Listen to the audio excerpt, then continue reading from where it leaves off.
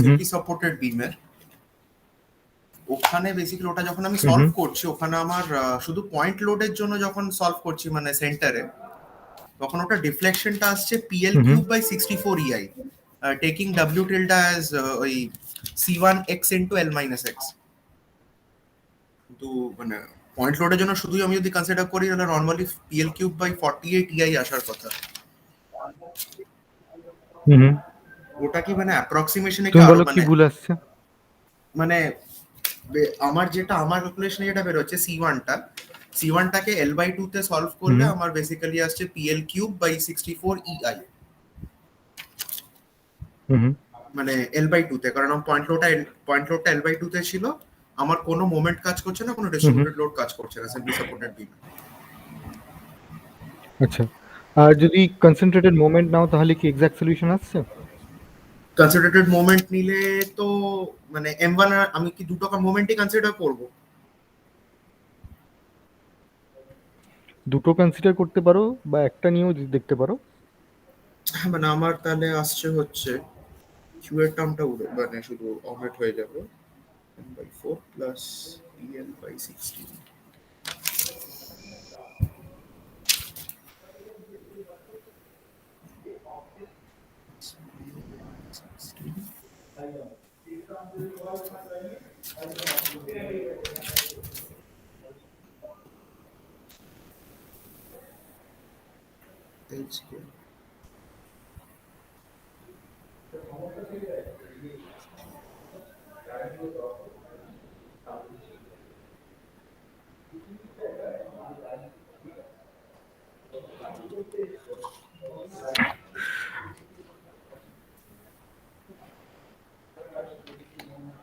ওকে, একটা বিষয় সেটা হচ্ছে যে আমরা যদি বিমের ডিফ্লেকশনের ইকুয়েশনটা দেখি, EI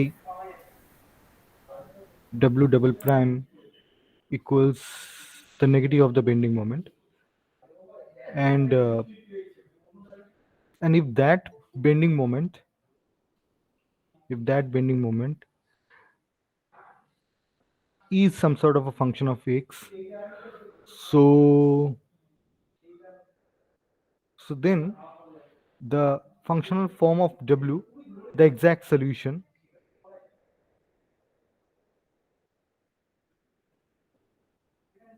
would depend on the functional form of M. If M equals M0 a constant, so the bending moment itself could be 0 or a constant bending moment. In that case, you have if you take an approximate function W tilde, which looks something like this,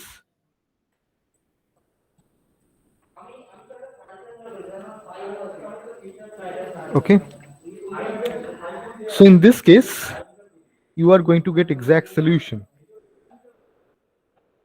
okay, because then you are searching for a set of functions which are parabolic in nature, and of course satisfying the essential boundary conditions, which is W tilde, or rather W equals 0 at x equals 0 and L. Now instead, by some means, if you have shear force in the picture, and I believe shear force should also be in the picture, even if you had a pin joint right here and a roller support right here, and you applied a bending moment M0 right here, that also shouldn't ensure that you have pure bending across the geometry. It's because this is how the free body diagram should look like. For the whole system, there should be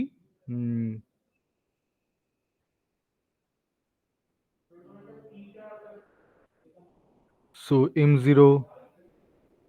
M0 divided by L would be the reaction force upwards here, and M0 divided by L should be the reaction force here. So that way that entire beam is in equilibrium. But if you take the free body diagram of a part of it. So in that case, you'd have, of course, a shear force that goes vertically upwards, and this one is the reaction force. Sorry, this one is the externally applied moment. But then mm, there would be a counterbalancing bending moment as well, and that bending moment is not equal to m0. So if you consider the equilibrium of the system, the clockwise moments and the anti-clockwise moments should be same. So we have the clockwise moments m, and m0 l. Let's say this distance is x equals m0.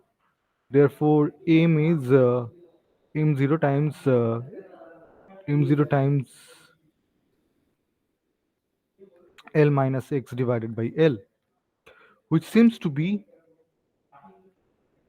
a function of x, which is not a constant, and it's a linear function even with a concentrated bending moment. So whatever example do you choose, with this configuration you are not going to get exact solution.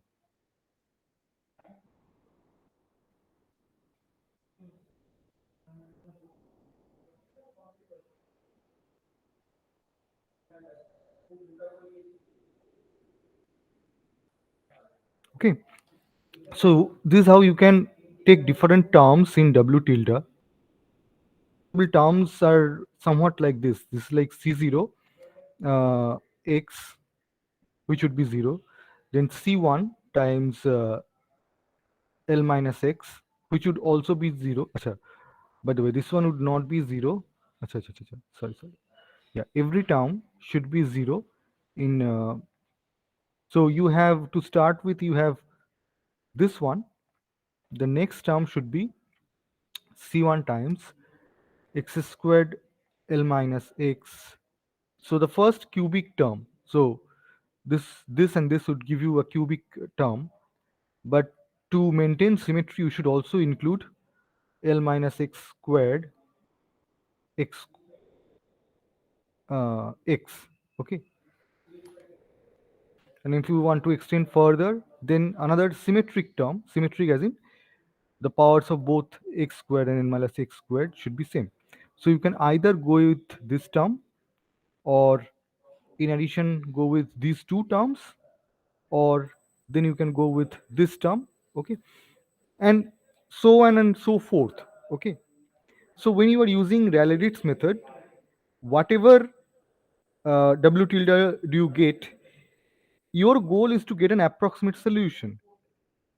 And to be frank, to be frank, you cannot ensure that if you continue extending w tilde with more and more terms, you are uh, always going to get, sorry, by extending terms in w tilde, which are essentially polynomials, you cannot even ensure that there would be a point, a finite number of steps after which, no matter what function do you take, you're going to get exact solution. For example, uh, the most general form I can think of is there is some force in the middle, also some arbitrarily distributed load.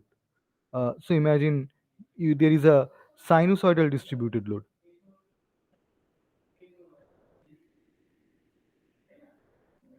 Now, what are you going to do about it? The solution is not going to be a polynomial. Okay, so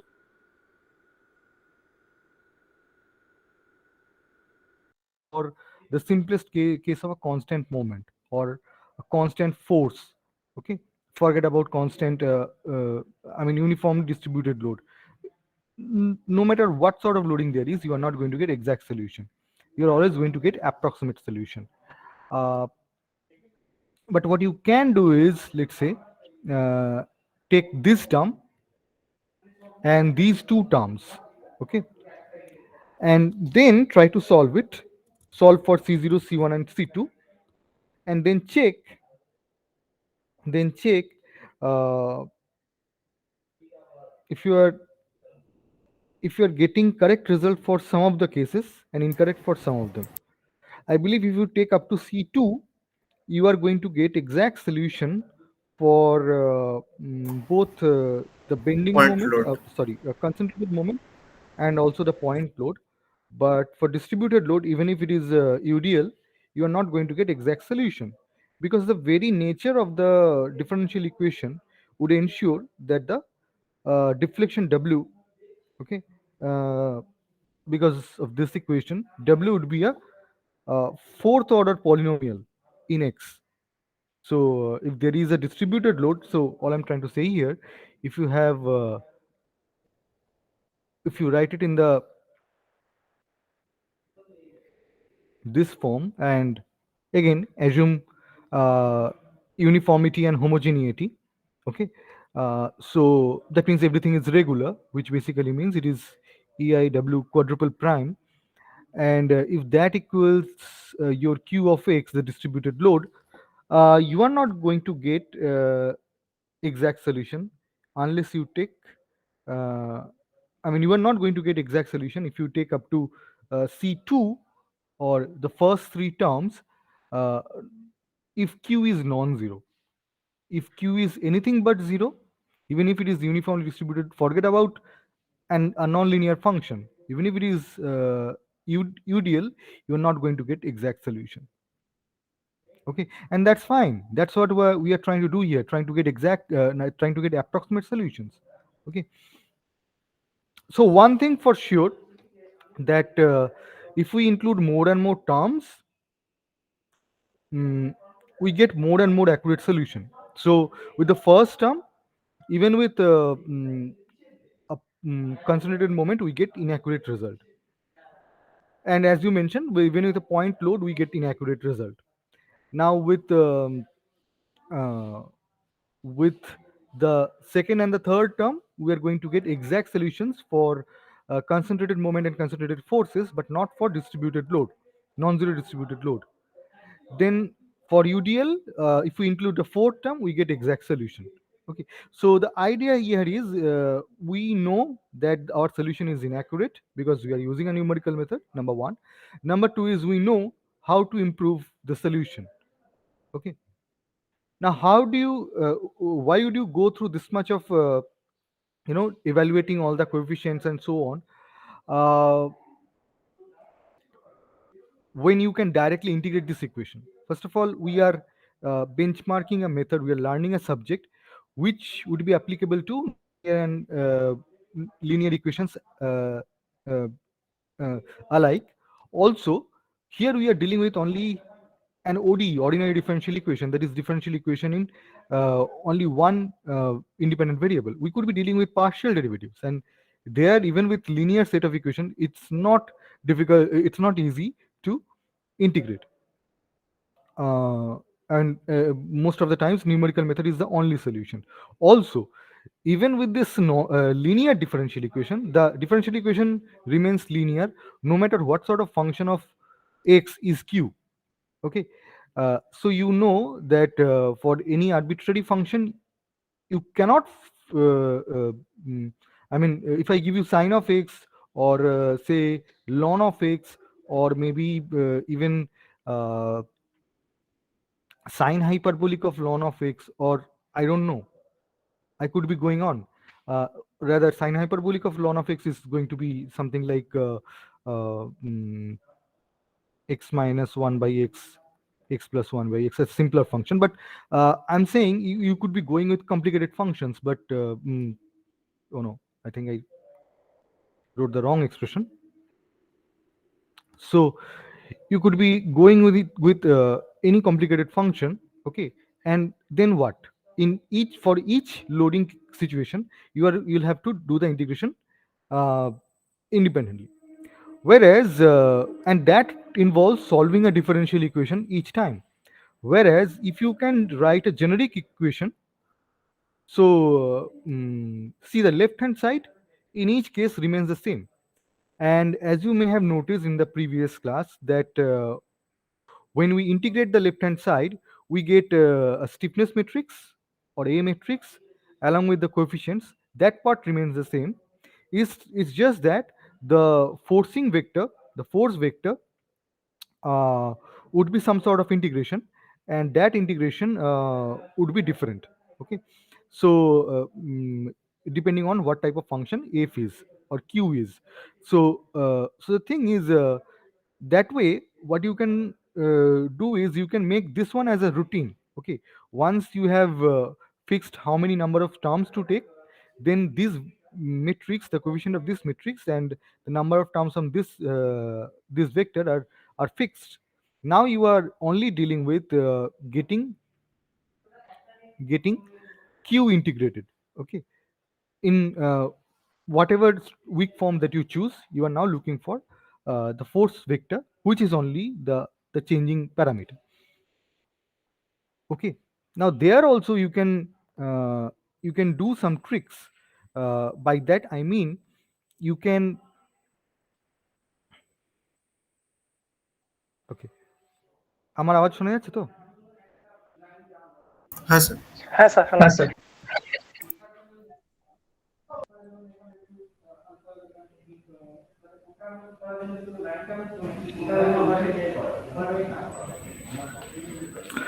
Okay. um, so যেটা বলছিলাম যে only for the even for the forcing function, this may not be any of these forms. Okay, but we could be approximating q. Okay, for example, q, let's say there is a continuous distributed load. Okay, continuous, and it is not even uniform. It is some sort of variation. Okay, now you have assumed, let's say, a cubic variation. Okay, that is up to the third term. Then you can approximate this loading also as a cubic function. Okay, getting the values at maybe 3 or 4 locations. So for cubic, you probably need the values at 4 locations. So get the values of q at 4 locations. Okay, and with that you can fit a cubic parabola.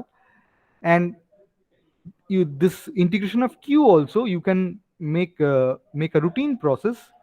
So in a way, what we are looking for is to be able to code this in a programming language. Okay, and that's how you solve uh, problems in finite element method or any of these numerical methods. Okay, so in a way, in the last class we learned about Rayleigh's method, and today we would learn about Galerkin's method. Both the methods are both the methods are like predecessors of finite element method. Okay. Mm,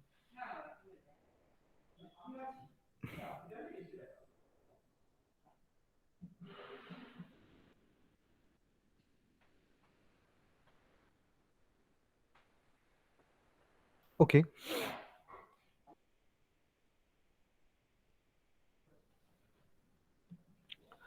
So today we would learn about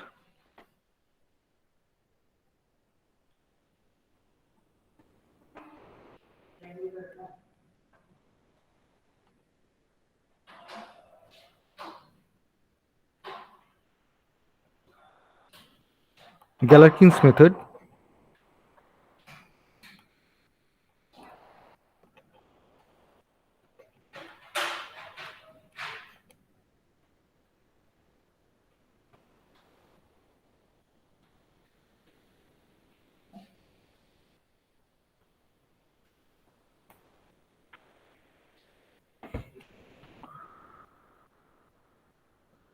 Sumit Sen উম, কোন specialisation এগো? হ্যাঁ sir, automobile.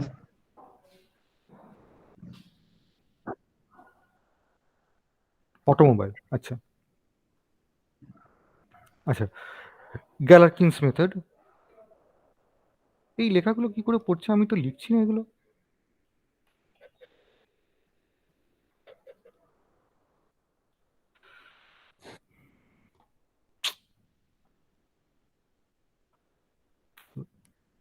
Acha, Galerkin's method.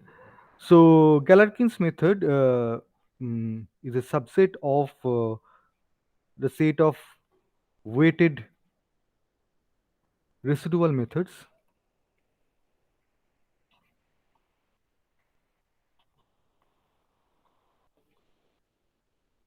Okay, and let's say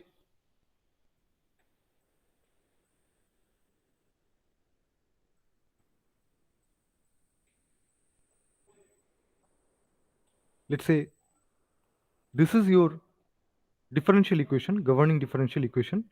L is an operator. Okay, you can think of L of u could be, let's say, u double prime or something. Okay, so L of u is a linear operator on u, and that equals f is the so this is everywhere true to L, let's say, and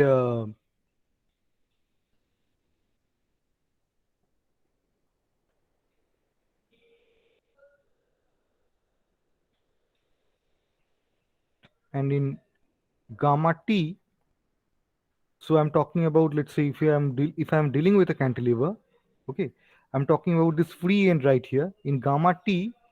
Let's say b of u. So b is another linear operator. Okay, equals the traction t. Okay, so for example, for cantilever beam, let's say ei w triple prime at L, because L is equivalent to gamma t, the traction boundary. This one is gamma u, where the value of displacement would be given. So w equals 0, w prime equals 0. And this is p, and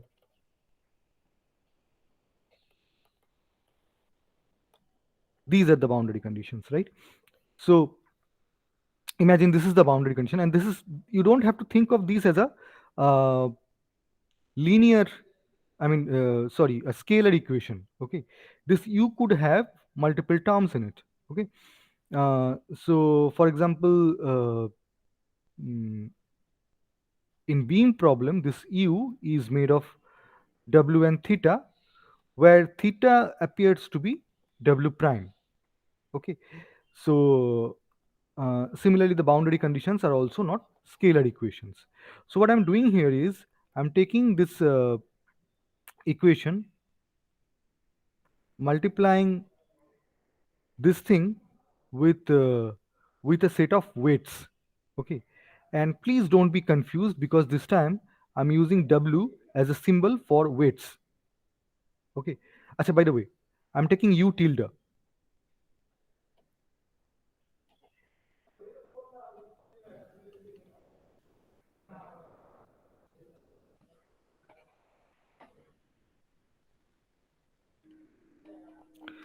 Omega represents the entire geometry.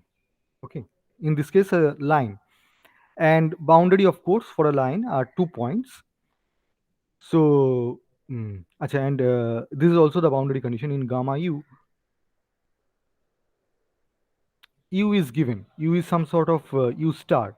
Okay, and and what we would be doing is we would be taking this differential equation, multiplying with the weight, and same thing we would do with the boundary condition and multiply with the weight. Okay, now the condition is that that this weights are supposed to, so this weights and this u tilde, this weights and the tilde are both made of same set of basis functions or trial functions. Okay, so for example, u tilde is phi 0 plus summation over ci phi I goes from 1 to n, just like the previous day, and the conditions are also simple. Phi 0 satisfies essential boundary conditions. Okay, and if the essential boundary condition is w is 0 and w prime is 0, or let's say we are talking about elongation of a bar, where we are dealing with u, then if you are saying that u at 0 equals 0, which means phi itself is 0, phi 0 itself is 0.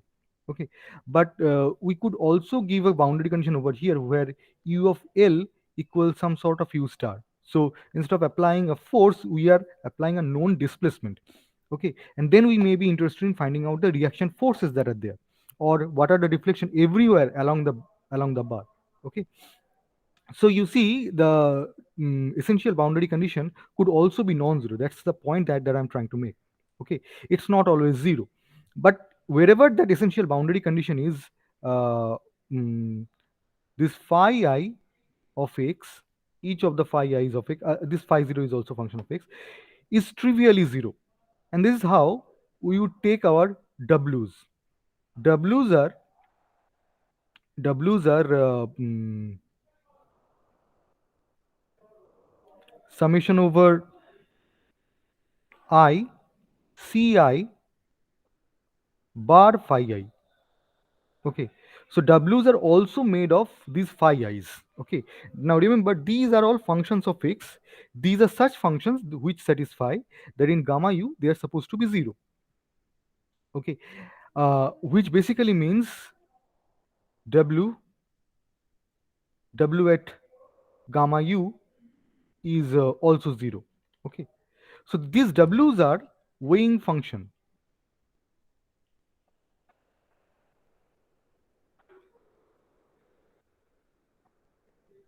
Okay, so what we are trying to do here is, we know that u tilde is an approximate solution. Okay, before going into that, I know this could be a little bit complicated to understand. Let's go into the details of Galerkin's method. So actually this is not a single equation. These are actually n equations. Okay, so basically, I'll put a subscript with w, which is wj, where j goes from 1 to n. Okay, so these are n such equations. So this operation you must repeat for independent wj's, where wj's are composed of cij phi I, cij bar phi I. Okay, so you need to construct independent weighing functions with your independent uh, basis functions. So these phi i's are your basis functions, and then multiply them. And you are, so what, see, once you do a definite integral, this becomes an algebraic equation. Okay, and once this becomes an algebraic equation, so you are essentially solving n algebraic equations to find out the n coefficients ci's.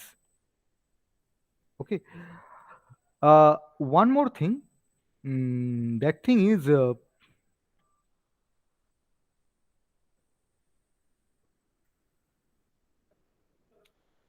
is please note that since w is 0, so not only is this expression equal to 0 in gamma t, but because this is 0, bu tilde minus t equals 0 in gamma t, but also in gamma u, this should be true. You see, because w itself should be 0. So there is no point writing this to be only gamma t. What I can do is I can also write it to be gamma. Okay. See, wherever there is traction boundary, there this relation is true. This type of relations are true. Okay. But once you multiply with the weighing function being 0 in gamma u, this relation, this integration, or whatever is inside the integration, the integrand itself is 0. Okay, everywhere in the boundary. In this case, the boundary is represented by 2 points. One side it is gamma u, the other side is gamma t. So So it is everywhere 0. This quantity is everywhere in the boundary, it is 0. So no point writing it to be gamma t or gamma u, simply write it gamma. Acha. Now, the simplest way we can construct different wing function is taking taking, let's say, wy equal phi I for I equals 1 to n. Okay, so we are supposed to take n weighing functions made up of our independent basis functions, because there are n of those basis functions. Phi 0, of course, satisfies essential condition. So how do I get that function is by taking. So I'm just directly taking those trial functions as the basis functions. Okay, when we do that, then we are doing Galerkin's method.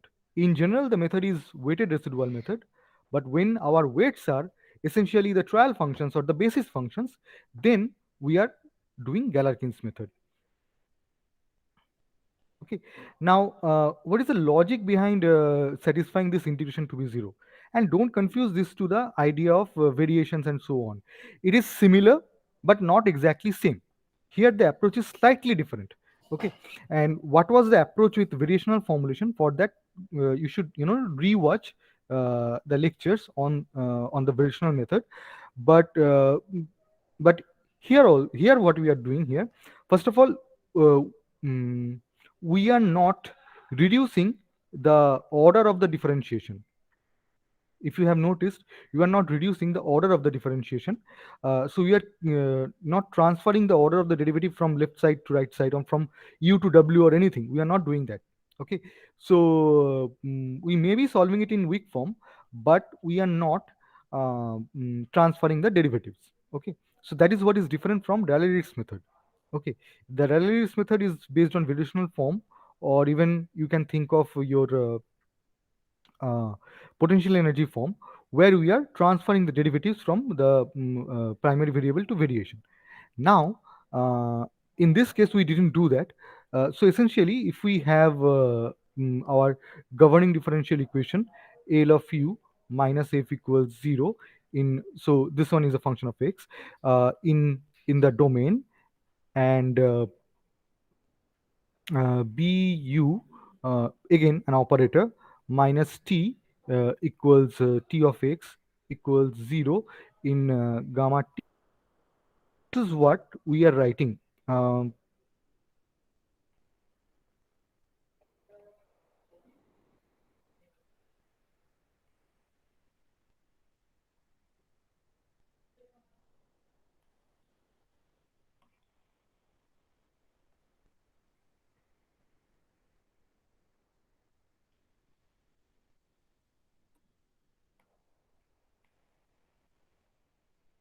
so you choose our approximate solution in a way that this condition is satisfied.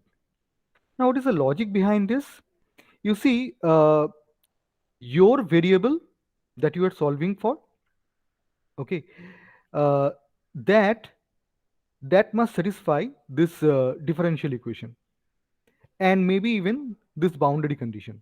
Okay, and you are ensuring that it does satisfy the essential boundary condition, because you see you are including this term phi 0, which satisfies the essential boundary condition. So there is no issue with the essential boundary condition. It's the uh, traction boundary condition, that's what the kinematic boundary condition, that's where, no, sorry, not kinematic boundary condition, that one would be your yeah, traction boundary condition, or your natural boundary condition is what you are uh, in trying to ensure in this weak form to be satisfied. Now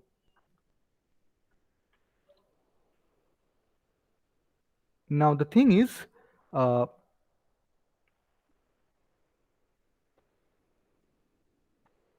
if your variable u, if you cannot get the exact solution, if you cannot get the exact solution, so this expression lu minus f would not be equal to 0. And if you cannot get the exact solution, this also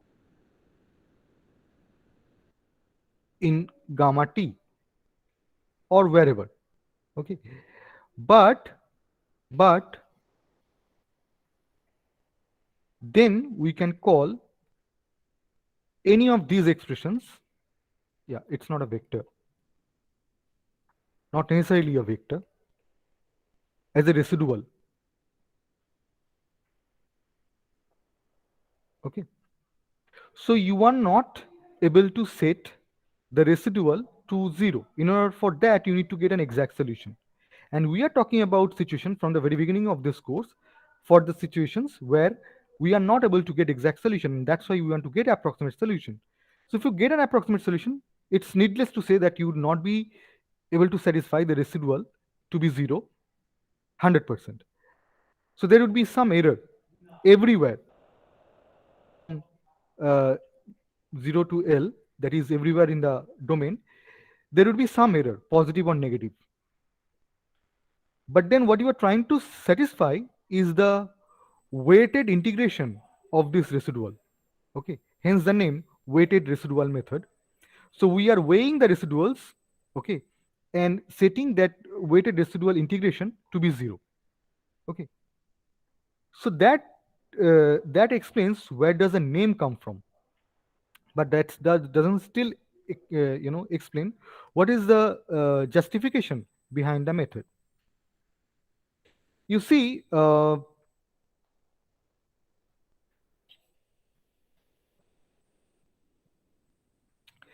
the time being, if I think of that there is no traction boundary condition, and there is no such term, if I simply assume this portion for the sake of simplicity, okay, of course you would take an example where everything would be there.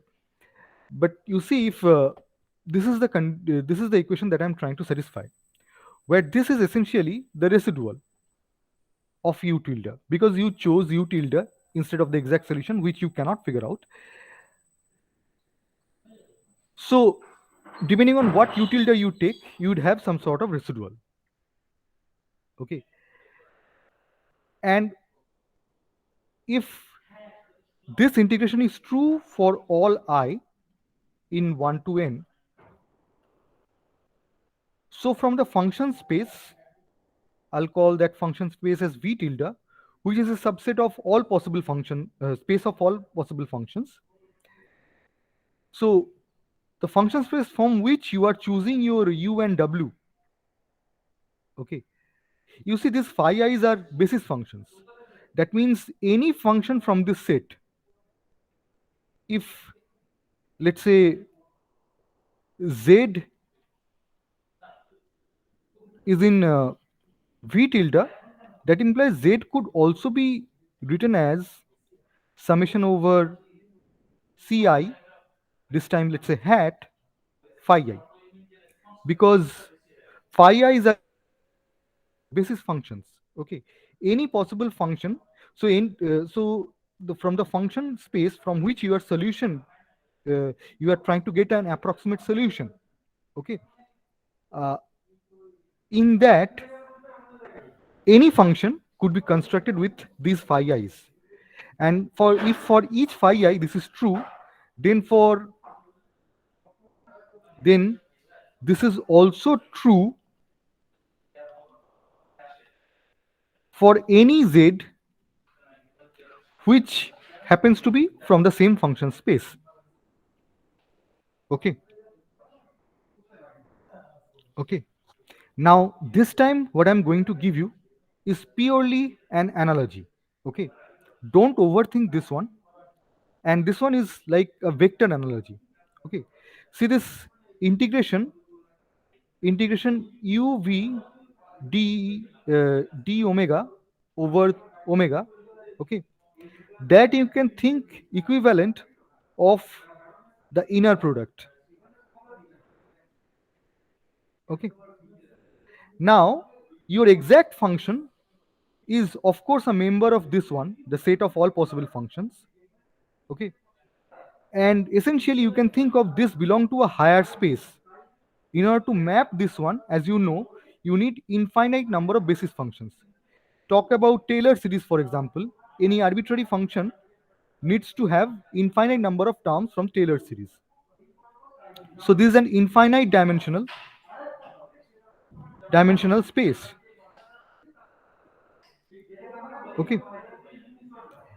And therefore,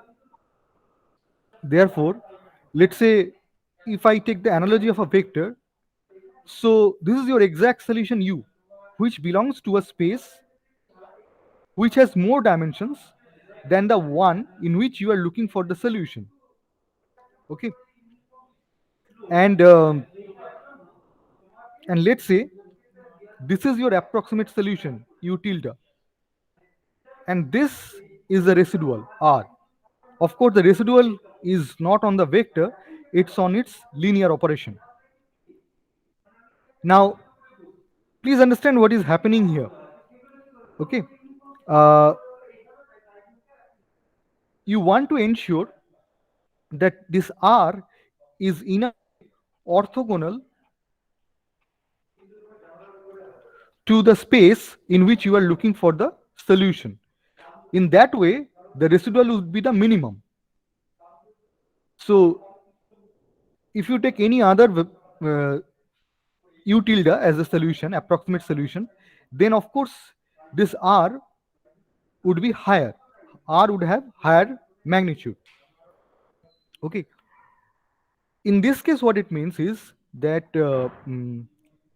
that this residual, okay, is in a way orthogonal to each function that you can possibly get in the set V tilde. Okay, the V tilde is a set which is spanned by this base phi i's, phi 1, phi 2 up to. Okay. And how is this, you know, um, equivalent to an inner product? You can try u d omega that is greater than 0 and greater than equals 0, and the equality only holds if u is trivially 0 everywhere in omega. This one has very similar properties to dot product. Okay, you can check all of those, and this one also obeys something called uh, Cauchy Schwarz inequality. Okay, so you should check what is Cauchy Schwarz inequality, and this definition of inner product with functions obeys Cauchy Schwarz inequality, and and that essentially gives us the idea that the function space is a vector space, and functions are like infinite dimensional vectors. Okay, because this Cauchy Schwarz inequality is a property of vector space. So, in a way, what we are trying to do is we are trying to make this residual minimum by making it orthogonal to any possible function in our set of functions in which we are looking for the approximate solution. This part is, not very uh, mm, rigidly defined or very clearly explained, but do you get the idea behind this? Do you see the analogy behind the two exercises?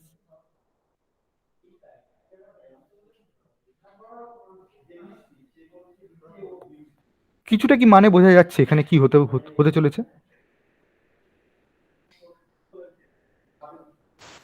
হ্যাঁ sir, হালকা হালকা বোঝা যাচ্ছে। এই ভিডিওটা আরো ২-৩ বার দেখতে হবে, তাহলে বুঝতে পারবো। আসল কথাটা হচ্ছে আসল কথাটা হচ্ছে যে this residual that is there, okay, I cannot take any other u tilde, okay, for which this residual would be smaller. Okay, by setting that equal to 0, okay, I'm ensuring there is no part of r no part of r that is parallel to any of the basis functions, because if any part of r is parallel to I mean any part of r uh, could be parallel to phi I, okay, or could be mapped by phi i's, okay, then this integration would be non-zero if any part of r could be mapped by any of the phi i's, okay, then this integration would be non-zero. So I'm trying to get the minimum residual possible. Okay, মানে এই জিনিসটা তো বোঝা যাচ্ছে integration u d omega has to be greater than 0. Okay, if u is not trivially 0, none of these basis functions are trivially 0, which means if r could be r could be expressed as let's say one of the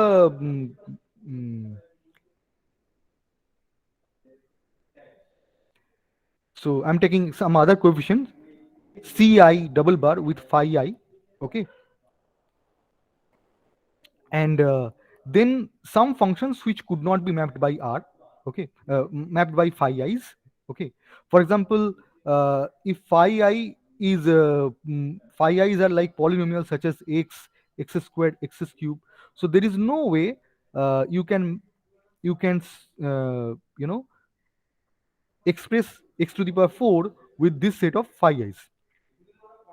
Okay, so if any part of r has uh, mm, has a portion of phi I, okay, and then some functions which are which cannot be mapped by phi, then integration r for that particular phi d omega would be non-zero, because if you see that would be ci double bar integration phi I squared d omega, and that is in order for that to be 0, you need this ci double bar to be 0. That means you are ensuring that the residual that is there, okay, that cannot be minimized any further. That means no part of the residual could be mapped by the existing phi i's. এবার নিশ্চয়ই একটু বেটা বোঝা যাচ্ছে কি বলতে চাইছি।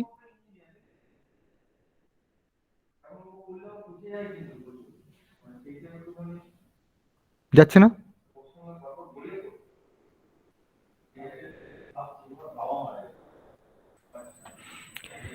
Anyways, let's take an example.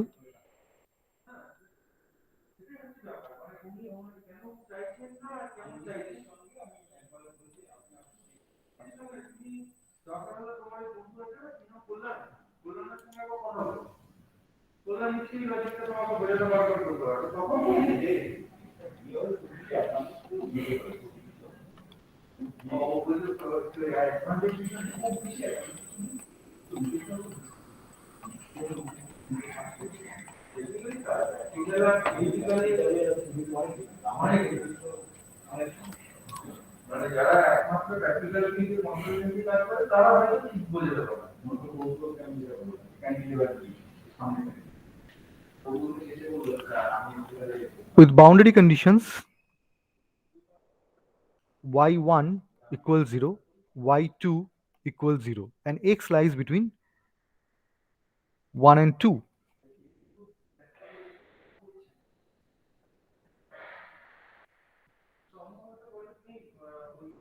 Okay, so it's everywhere gamma u. The entire boundary is gamma u. Okay, so it's a linear equation and linear second order differential equation, and you can have the closed form solution, and the closed form solution is something like this.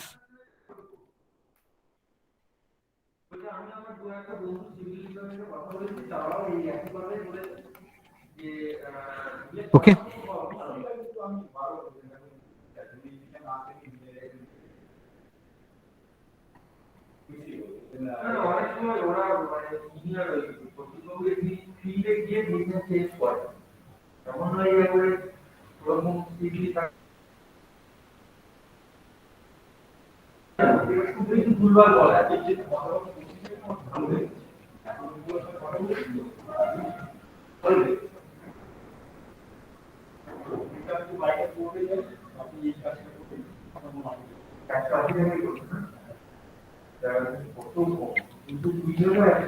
okay, so you can check if this one works, and now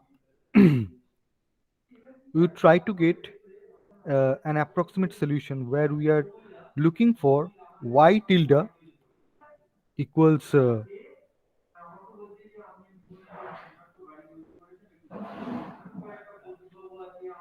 equals c1 minus c1 times x minus 1 times x minus 2, okay, which is c1 x squared minus 3x plus 2, okay, and therefore our so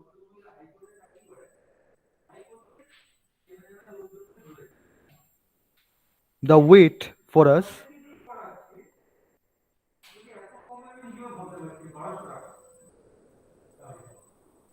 is also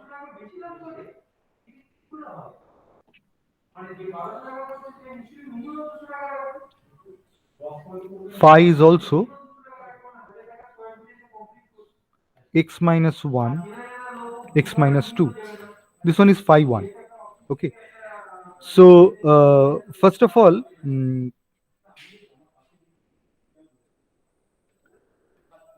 for the volume or the domain, you have 0 to L phi 1 times y tilde, sorry, not y tilde, but this expression,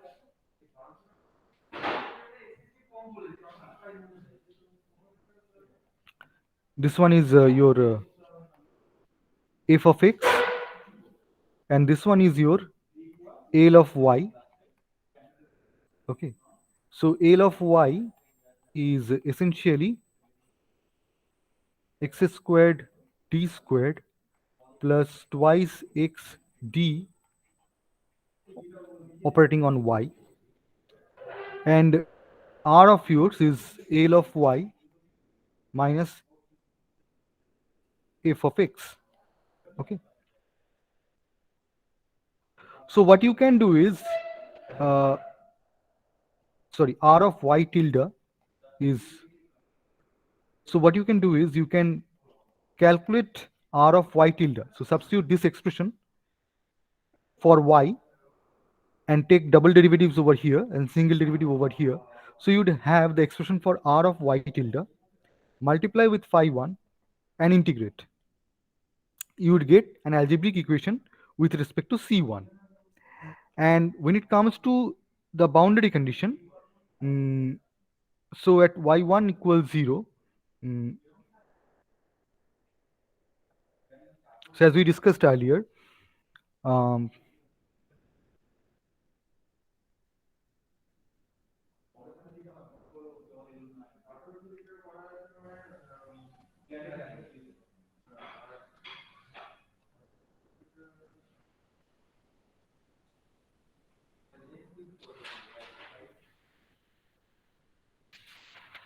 that the entire term at the boundary would be 0. So because your phi 1 at 1 equals 0 and phi 1 at 2 equals also 0, so this whole thing, the boundary condition is 0, okay. So now by integrating this term, you are going to get an algebraic equation in C1, and on solving that equation you would have the value for C1, okay. So what I need you to do is open your Excel sheet, and let's say from 1 to 2 take 20 values and plot the two functions, this one C1 times this one, okay, y tilde, and this one right here, okay, and see how the variation works.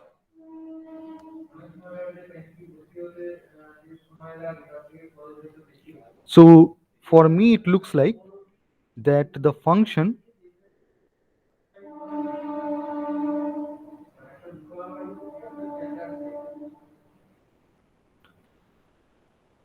would have a maximum value of 0.25 at 1.5, the approximate function, but then there is a coefficient C1, okay, so that would that would determine what sort of value that you get. It's not going to be 0.25, but there would be either a maximum or a minima. So it is either somewhat like this or like this. Okay, so it is going to be a parabolic curve, whether this one or this one. Okay, and then the exact solution that you can check from here. Okay, you can evaluate it from here. Okay, and that should give you some idea.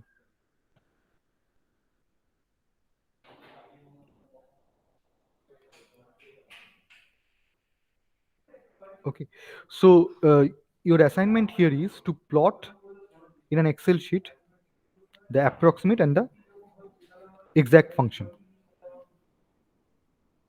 এটা করা যাবে?